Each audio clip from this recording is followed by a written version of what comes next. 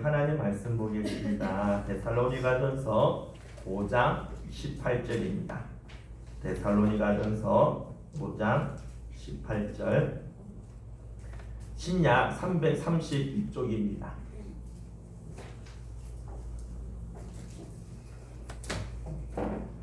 신약 성경 332쪽 데살로니가전서 5장 18절 말씀. 우리 같이 한 목소리로 함께 우리 봉독하겠습니다. 범사에 감사하라. 이것이 그리스도 예수 안에서 너희를 향하신 하나님의 뜻이니라. 아멘. 시간 우리 호산나 찬양대 찬양 읽겠습니다.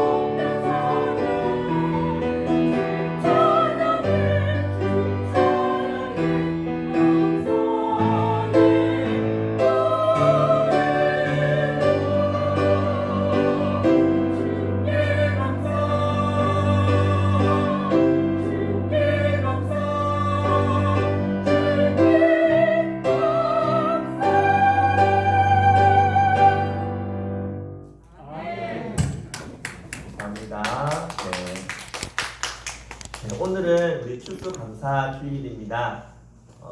한 해 동안 하나님께서 베풀어 주신 그 은혜, 그 사랑에 감사하여 저희들이 따로 이 날을 구별하여 주님께 예배하는 날이 오늘이죠. 한 해 동안 씨를 뿌려 추수의 이런 기쁨을 누리게 해주신 하나님, 그 하나님을 사랑하며 하나님을 즐거워하며 하나님께 감사하는 날이 오늘이기도 합니다. 그런데 이런 생각을 해봅니다. 만약 씨를 열심히 뿌렸는데 그런데 추수한 것이 적거나 아예 없어도 이날 하나님께 감사해야 하는가? 사실 추수감사절을 이렇게 맞이하는 이 땅에 있는 우리 성도님들 가운데에는 기뻐하며 감사할 만한 그런 추수의 열매가 없는 분들이 왜 없겠습니까? 열심히 노력하며 살았지만 그에 상응하는 열매를 거두지 못했거나 열매가 있어도 그 열매의 기쁨을 상쇄시켜버리는 고난의 가시로 인하여 아파하고 괴로워하고 있는 성도님들이 왜 없겠습니까? 그런데도 이러한 분들은 감사를 해야 합니까? 감사하기 힘든 형편에 처해 있어도 이날뿐만 아니라 언제든지 하나님께 나와 그렇게 감사를 하며 살아야 하느냐라는 겁니다.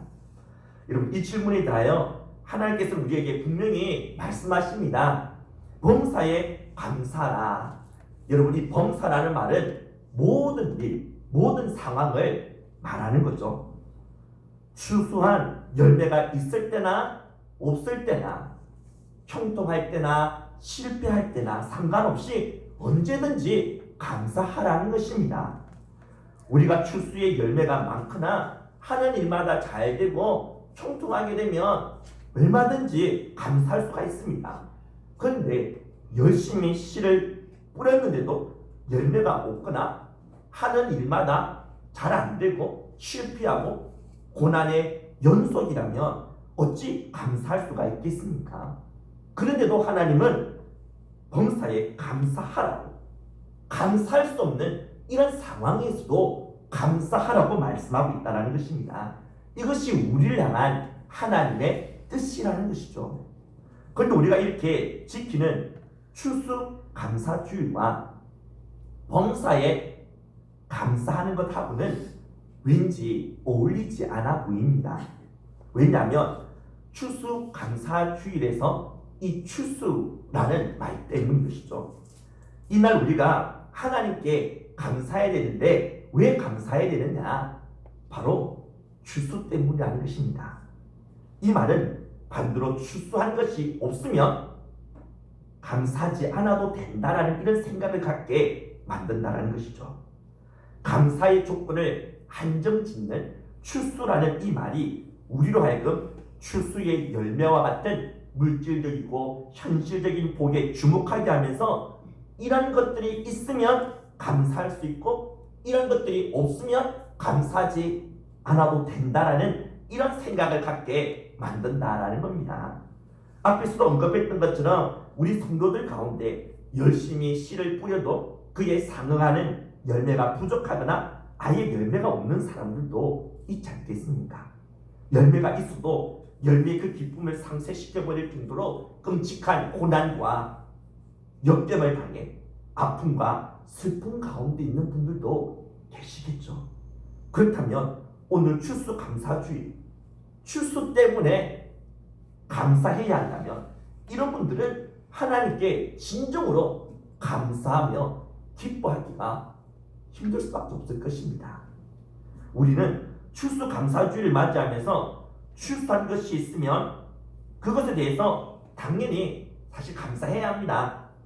하나님께서 올 한 해 동안 우리에게 베풀어 주신 그 은혜에 대해서, 그리고 그 은혜로 인하여 우리가 지금 누리게 되어졌던 이 모든 것들에 대하여 하나님께 진심으로 감사할 수 있어야 합니다. 그러나 추수감사주일에서 추수라는 이 말에 포커스를 두어서는 안 됩니다. 추수가 감사의 중요한 조건에 대해 해서는 안 된다라는 것이죠. 만일 추수에 주목하게 되면 추수의 정도에 따라 우리의 이 감사의 정도가 달라지게 되고 심지어 출수의 유무에 따라 곧 출수한 것이 있느냐 없느냐에 따라서 우리의 이 감사의 유무가 결정지어지게 된다는 것이죠. 그러면 우리는 범사에 감사라는 주님의 이 명령 지키는 것이 어려울 수밖에 없을 것입니다. 우리가 잘 알다시피 추수감사주일은 성경에서 비롯된 절기가 아니라 미국의 역사에서 비롯된 절기입니다. 최초로 감사주일을 지키게 된 자들은 청교도들이었죠. 그들은 신앙의 이 자유를 위해서 메이플라워를 타고 영국에서 출항하여 미국으로 건너오게 되었습니다. 그런데 그들은 고난의 연속이었습니다. 1620년 12월에 보스턴 남부에 있는 콜럼버스 항에 도착했지만 너무 추워서 배 바깥으로 나갈 수가 없었습니다. 그래서 그들은 배 안에서 3개월 동안 더 머물러 있을 수밖에 없었다는 것이죠. 아무리 그들이 출항할 때 많은 음식을 준비했다 하더라도 긴 그러한 여정을 보내었고 또한 목적지에 도착했음에도 불구하고 이렇게 상륙하지 못하고 계속해서 배에서 3개월 동안 머물러야만 했다면 그들이 얼마나 굶주림과 배고픔에 시달리며 지내야만 했을지 충분히 알 수 있지 않겠습니까?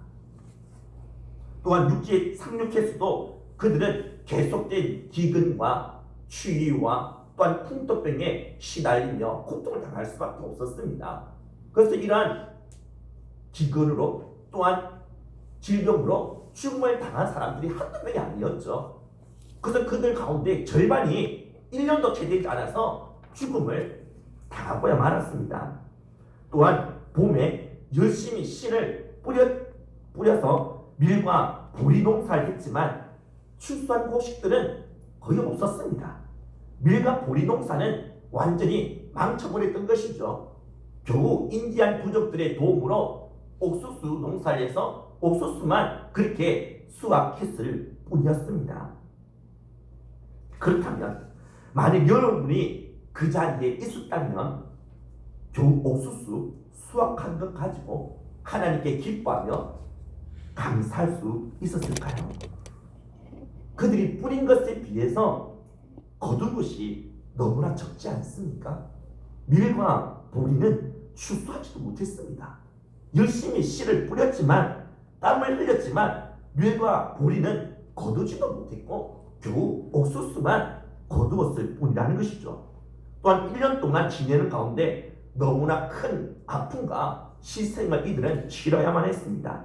처음에 102명이 영국을 떠났는데 이 미국에 와서 몇 달 되지도 않아서 절반 이상이 죽음을 당하게 되어졌다는 것이죠. 4인 가족을 우리가 기준으로 생각해 본다면 2명 이상이 가족 중에 2명 이상이 죽음을 당하게 되었다는 것입니다. 사랑하는 아내나 남편이 사랑하는 자식 그리고 어떤 부모가 자신이 보는 눈앞에서 비참하게 죽음을 당하는 것을 이들은 목격해야만 했다는 것이죠. 사랑하는 가족을 잃게 되는 이루 말할 수 없는 아픔을 이들은 겪었습니다. 장례를 치른 지 얼마 되지도 않았습니다. 그런데 겨우 옥수수 좀 수확했다고 그것 가지고 기뻐하면서 하나님께 감사하며 잔치를 벌일 수가 있겠습니까? 얻은 것에 비해 이런 것이 너무나 크지 않습니까? 아마 웬만한 성도들은 이런 상황에서 겨우 옥수수 수확했다고 이것으로 인하여 하나님께 감사하면서 그렇게 축제의 자리로 나갈 수는 없을 것입니다. 오히려 하나님께 원망하고 불평하겠죠. 이들 보십시오. 이들은 신앙을 위해서 자신의 고국을 떠나 이곳 신대륙이 미국까지 오게 된 것입니다. 자기 혼자 잘 먹고 잘 살기 위해서가 아니라 하나님 제대로 믿고 제대로 하나님 섬겨보려고 이렇게 하나님을 위해서 이들이 이곳까지 왔는데 근데 그들이 지금 얻은 것이 무엇입니까? 얻은 것은 정말 눈코만큼밖에 되지 않고 이런 것이 너무나 크지 않습니까? 사랑하는 자식을 잃게 되어졌는데 사랑하는 부모를 잃게 되어졌는데 눈에 이 눈물이 마르지도 않은 상태에서 이들이 이런 감사의 축제 잔치를 벌일 수가 있겠습니까? 그런데 그들은 눈에 눈물이 마르기도 전에 겨우 옥수수 수확물을 가지고 하나님께 감사하며 축제의 자리로, 기쁨의 자리로 나아갔다라는 겁니다. 도저히 감사할 수 없는 상황인데도 그들이 하나님께 감사할 수 있는 것은 단지 그들이 거둔 그런 추수의 열매 때문만이 아니라 범사에 감사하는 것이 그들에게 생활화되어 있었기 때문인 것이죠. 그래서 추수 감사주의를 영어로 뭐라고 합니까? Thanksgiving Day. 그냥 감사드림의 날이라는 그런 뜻이죠. 추수 감사주의라고 그렇게 말을 한다면 영어로 뭐라고 말해야 됩니까? Fall Harvest Thanksgiving Day. 이렇게 말을 해야 됩니다. Fall Harvest. 이 말이 있어야 되는데 가을의 수확, 이런 추수라는 말이 없다는 것이죠. 왜냐하면 그들이 하나님께 감사하는 데 있어서 중요한 것은 Fall Harvest, 추수가 아니었기 때문입니다. 수확물이라는 이런 물질적인 것이 갖추어지면 감사하고 그렇지 않으면 감사하지 않는 그러한 조건적인 이 감사에 길들여져 있었던 자들이 아니었다는 것이죠. 그들은 어떤 상황, 어떤 형편에서도 하나님께 감사할 수 있는 그런 믿음을 가진 자들이었습니다. 그런데 이상하게도 우리나라는 미국의 이런 땡스기빙 데이, 이런 날을 우리가 받아들여서 이 날을 따른다고 하면서도 원래에는 없는, 원조에는 없는 펄 하비스트, 추수라는 이런 단어를 첨가시켜서 추수와 같은 물질적이고 현실적인 이런 복을 중요한 감사의 조건으로 여기게끔 만들고 있다는 것이죠. 따라서 우리는 추수감사주의라는 말을 사용한다 하더라도 이 추수라는 이 말에 주목해서는 안 됩니다. 추수라는 말이 아니라 감사라는 이 말에 우리는 주목해서 범사에 감사하는 자리로 나아갈 수 있어야 한다는 것이죠. 추수감사주의라고 해서 출수하여 손에 거머쥐게 된 세상에서 뭔가 이렇게 자라날 만한 것들이 그렇게 있어야만 감사하는 것이 아니라 이런 것들이 없어도 범사에 곧 어떠한 상황, 어떠한 환경 속에서도 하나님께 감사할 수 있어야 한다는 겁니다. 그렇다면 왜 하나님께서 우리에게 범사에 감사라고, 감사할 수 없는 상황에서도 그렇게 감사라고 그렇게 말씀하시는 것일까요? 하나님이 우리들로부터 감사합니다 라는 이런 말을 듣고 싶어서, 그래서 하나님 자신만이 이런 말을 듣고 기분 좋아지시려고 우리에게 감사라고 이렇게 말씀하신 것일까요? 신명기 10장 13절에 내가 오늘 내 행복을 위하여 내게 명하는 여호와의 명령과 규례를 지킬 것이 아니냐라고 말씀하고 있습니다. 하나님께서 우리에게 지키라고 명령하시는 규례들은 바로 우리 자신의 행복을 위해서라는 것이죠. 그렇다면 범사에 감사라는 이 명령 또한 바로 우리 자신의 행복, 우리 자신의 유익을 위해서 주님께서 이 명령을 하셨다는 사실을 우리는 알아야 합니다. 우리가 범사에 감사하게 되면 우리는 육적으로, 영적으로 행복해질 수가 있습니다. 미국 국립건강관리소의 담당자인 에머슨 박사는 감사와 건강이 어떠한 연관성이 있는지 궁금해서 실험을 하였습니다. 그는 지원자를 모집해서 A, B, C 이렇게 세 그룹으로 나누어서 말과 행동에 대한 지침을 따로 주고 그 변화를 관찰했습니다.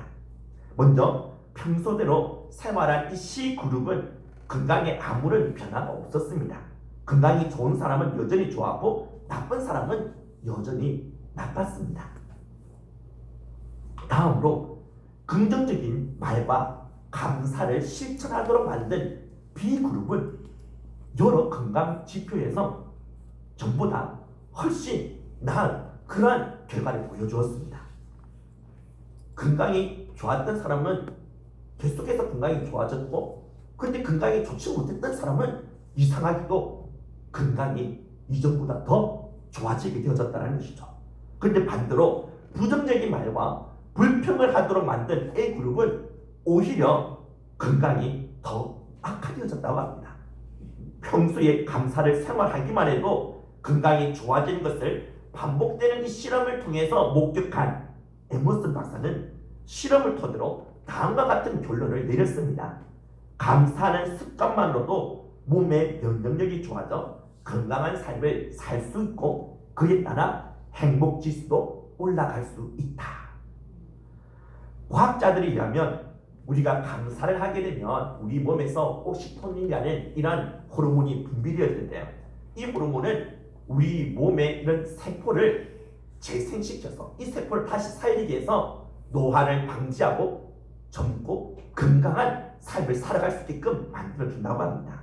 또한 감사를 생활하면 면역력이 증가되어서 항암 작용에도 그런 탁월한 효력을 발휘하게 되어진다고 합니다. 이전에 KBS의 생로병사의 비밀 이 프로그램에서 오숙정 시인의 이야기를 다룬 적이 있었습니다. 그녀는 이 모난 성격으로 인해서 딸과 사이가 너무 좋지 못했다고 합니다. 서로에게 정말 심각한 어떤 그런 말을 할 정도로, 그 서로에게 이런 상처를 주고받는 그러한 관계로 지속되어 있어서 서로 오랫동안 반목과 그런 갈등의 그런 관계로 살았다고 그렇게 말하고 있죠.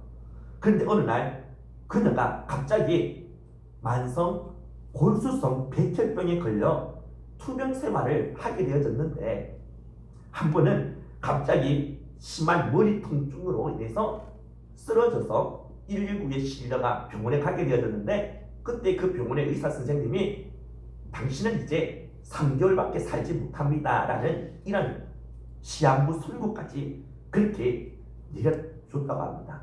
이 시한부 선고를 받게 된 그녀는 이제 삶의 의욕을 다 잃어버리고 삶을 포기하려고 하였다고 합니다.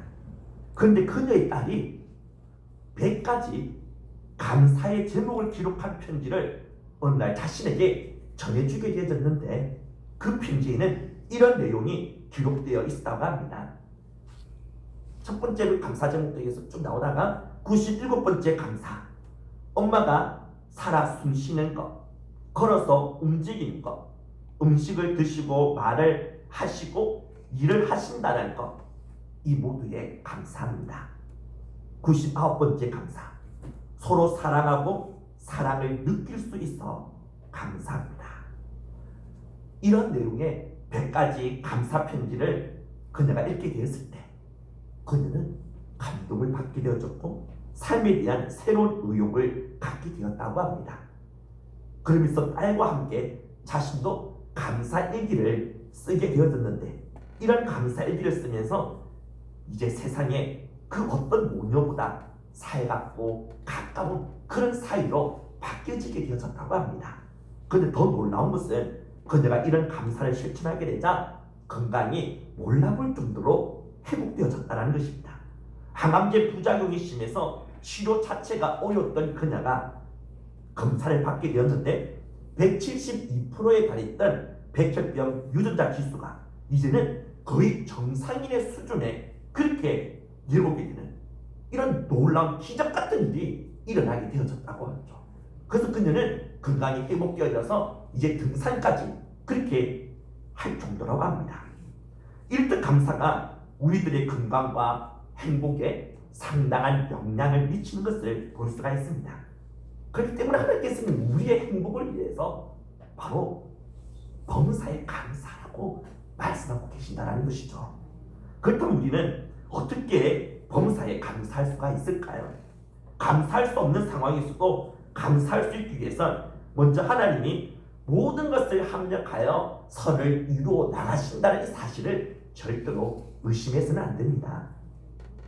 하나님을 사랑하는 자, 곧 그 뜻대로 부르심을 입은 자들에게는 모든 것이 합력하여 선을 이룬다라고 주님께서 분명히 말씀하셨습니다. 우리는 이 말씀을 붙들어야 합니다. 지금 하나님은 모든 것, 곧 도저히 내가 감사할 수 없어 보이는 고난과 역경의 이 상황들마저 합력하여 나에게 선이 되고 유익이 되도록 일하고 계신다라는 것이죠. 다 같이 우리 빌립보서 4장 11절에서 12절 말씀 함께 우리 읽도록 하겠습니다. 어떤 형편이든지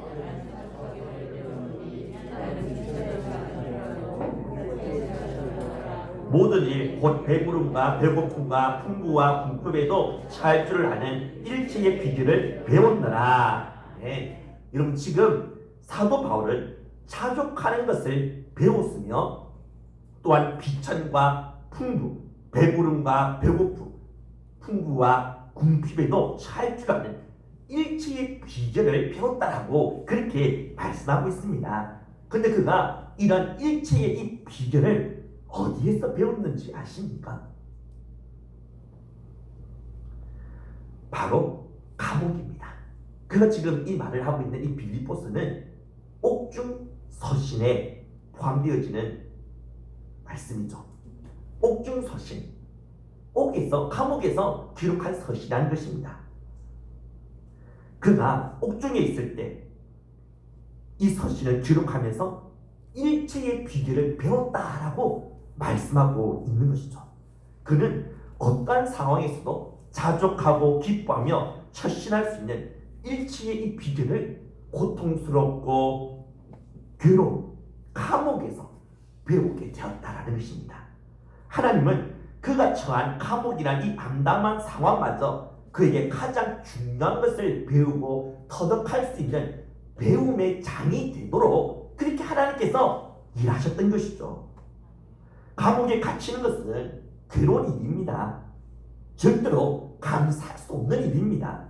그런데 하나님은 그가 감옥에 갇히는 이런 고난을 재료로 사용하셔서 어떤 상황에서도 그가 자족하며 감사할 수 있는 일체의 비결을 배울 수 있도록 그것을 터득할 수 있도록 그래서 그가 이 감옥에서도 기뻐하며 즐거워하며 감사할 수 있는 사람으로 만들어 주셨다는 것입니다. 하나님은 이와 같이 고난과 아픔마저 합력하여 선을 이루어 나가시는 분이십니다. 워터게이트 사건으로 감옥에 갇혔던 찰스 콜스는 닉슨 대통령의 보좌관이자 또한 참모였습니다. 그는 정상에 서 있었던 사람이었던 것이죠. 그러나 그가 정작 하나님을 발견하고 인생의 의미를 발견했던 곳은 그가 들락거렸던, 그가 주로 머물렀던 백악관이 아니었습니다. 감옥이었습니다. 그는 자신의 책, 하나님을 사랑하는 것에서 이렇게 간증하고 있습니다. 내 일생의 진짜 유산은 나의 최대의 실패, 즉 내가 전과자라는 사실이었다. 교도소에 들어가게 된 나의 최대의 치욕이 나의 생애를 하나님께서 가장 유용하게 사용하시게 된 시작이었다. 그분은 당신의 영광을 위해 내가 자랑할 수 없는 그 한 가지 체험을 택하셨던 것이다. 승리는 실패를 통해, 치유는 부서짐을 통해, 자아의 발견은 자아를 버림을 통해 오는 것이다. 찰스 콜슨이 자신을 발견하고 인생을 배우고 하나님을 발견하게 되어졌던 곳은 바로 이러한 감옥이었습니다. 그가 감옥에 갇히는 이런 절망적인 이러한 상황에서 자신을 위하여 일하시는 하나님을 그는 보게 되어진 것이죠. 감옥에 갇힘으로 말미암아 진짜 중요한 것을 보게 되고 알게 되고 깨닫게 되어진 것입니다. 찬송시를 8,000여 편이나 지었던 우리가 잘 아는 크로스비 여사, 그의 이런 찬송시가 우리가 지금 부르고 있는 찬송가에도 많이 수록되어져 있죠. 그들은 어릴 때부터 이렇게 앞을 보지 못하는 장애를 가지지 않았습니까? 그런데 사람들이 나중에 그에게 물었죠.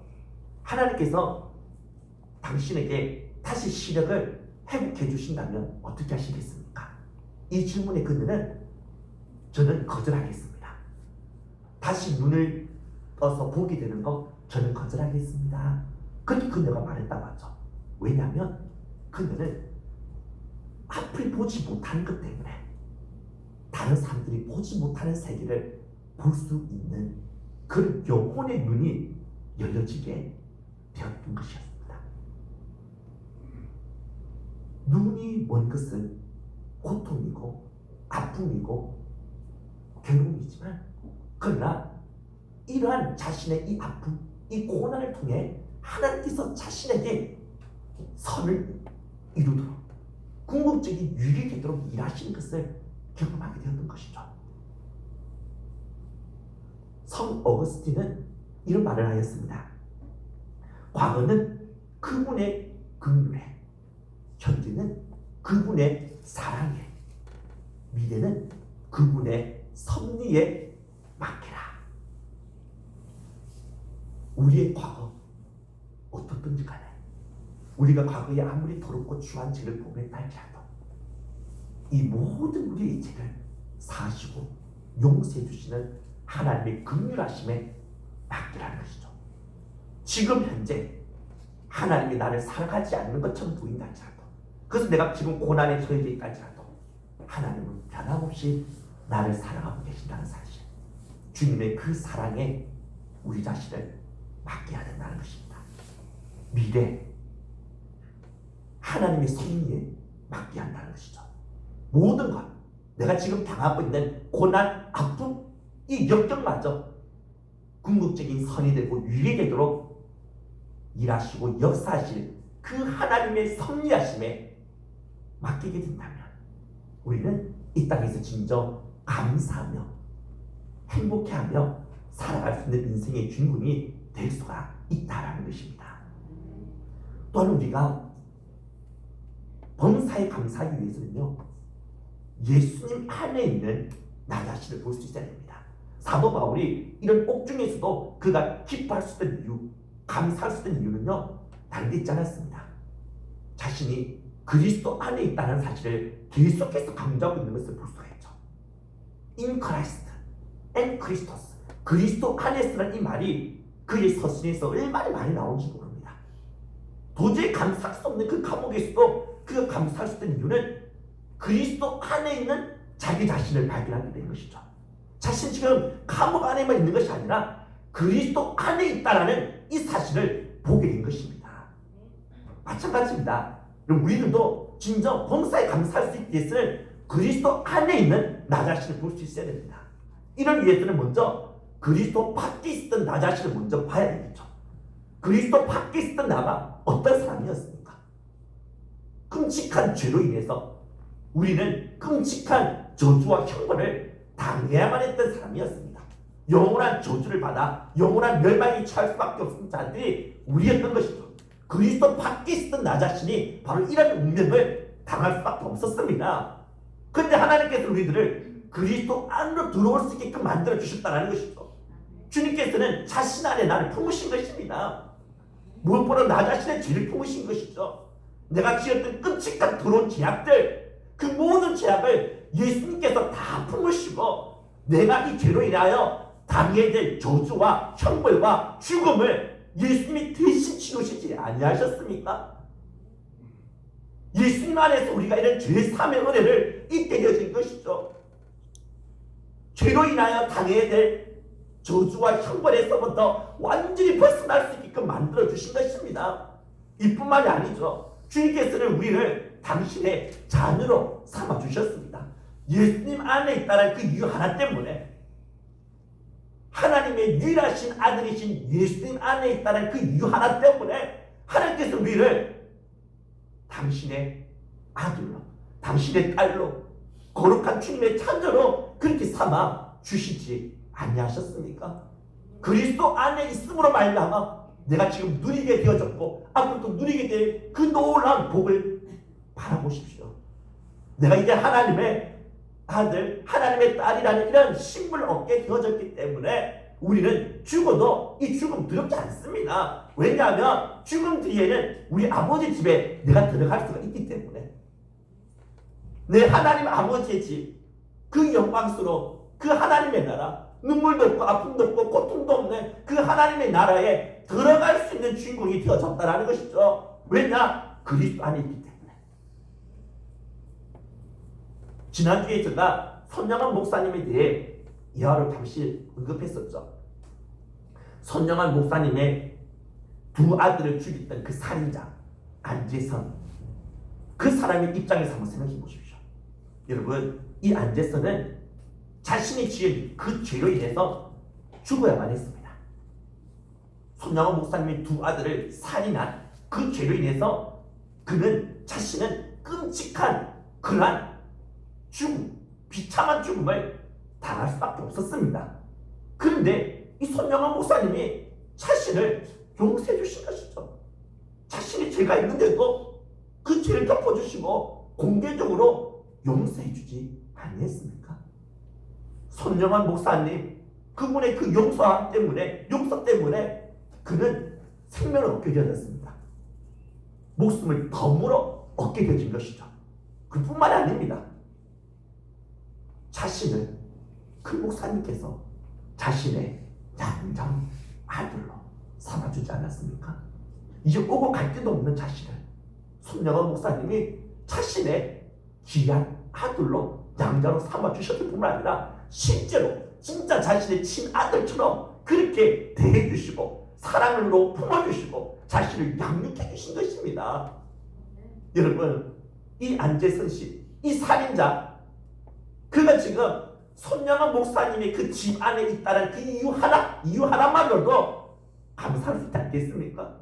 비록 힘들고 어려운 일이 있다 할지라도 자신이 지금 죽을 수밖에 없는 모습이었는데 지금 목숨을 덤으로 얻었을 뿐만 아니라 모든 사람들이 존경하는 이 귀한 위대한 손영환 목사님의 아들이 되어졌다는 것, 그분의 귀한 엄청난 사랑을 지금 받고 살아가고 있다는 사실, 이건 하나만으로도 그는 기뻐하며 감사할 수 있지 않았겠습니까? 밖에서 아무리 어렵고 힘든 일이 있다 할지라도 괴로운 일을 당했다 할지라도 그가 손영환 목사님의 그 집 안에 들어오기만 한다면 그는 기뻐할 수 있고 감사할 수 있다는 것이죠. 마찬가지입니다. 우리가 바로 안재선입니다. 우리가 바로 살인자입니다. 우리가 이런 끔찍한 처형을 당해야만 했습니다. 우리의 이 목숨 잃어버릴 수밖에 없었고 영원한 지옥의 그런 형벌을 당해야만 마땅한 사람들이었습니다. 이런 우리들을 하나님이 그저 용서해 주셨죠. 그리고는 자신의 귀한 아들로 딸로 삼아주시고 우리에게 최고의 사랑을 베풀어주고 계시지 않습니까?